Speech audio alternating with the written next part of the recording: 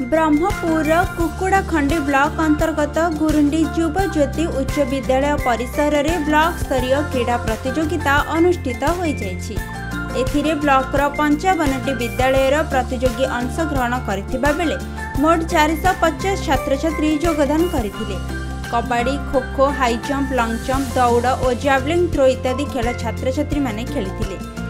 आज ब्लॉक स्तरीय गुरुंठी युगज्योति हाईस्कल रे कार्यक्रम अनुष्ठित होछि। एथिपाई हमर सब जोन लेवल 3टी सब जोन लेवल रो पिला भी आसिचंदी।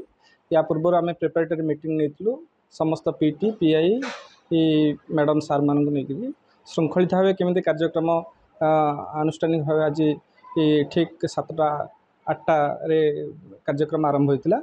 आज आम युगज्योति हाईस्कल गुरुंठी रे ब्लॉक स्तरीय क्रीड़ा प्रतियोगिता आयोजन कराई।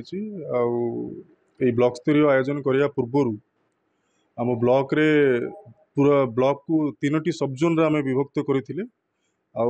3टी सब जोन रे भैरवी हाईस्कल महुड़ा, युगज्योति हाईस्कल गुरुंठी आउ कुकुड़ाखंडी नोडल हाईस्कल रे आमर सब जोनल क्रीड़ा प्रतियोगिता आयोजन होता।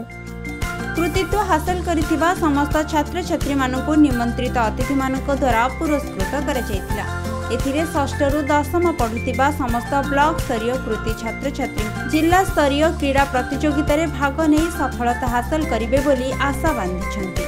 उक्त कार्यक्रम को कुकुड़ाखंडी गोष्ठी शिक्षा अधिकारी संतोष कुमार महापात्र आनुष्ठानिक भावे उद्घाटन करथिले।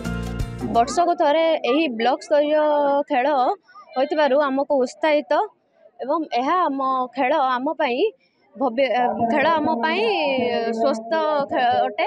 यह आमको आगको भविष्य लाभदायक करें। आम यही ब्लॉक स्तरीय इवेंट हूँ kabaddi, kho kho, javelin throw, shot put, 100 metre दौड़, यही सब खेल ये ब्लॉक स्तरीय आयोजित होता है। न्यू स्कूल रे माने एरिया रे जहाँ देखु आम फील्ड बहुत भल से प्रति वर्ष ये ब्लॉक तरफ ये समस्त करने आग्रह अच्छा कि आम कौन अनुदान ना मुझे खाली गवर्नमेंट बच्चे कहि स्टेडियम करा जाऊ। मु तो मन करुच्ची भावुची खेल प्रति देले ध्यान सुस्थ रहे शरीर मन। ए सुस्थ एवं प्रयास पिला मानकर जारी रही।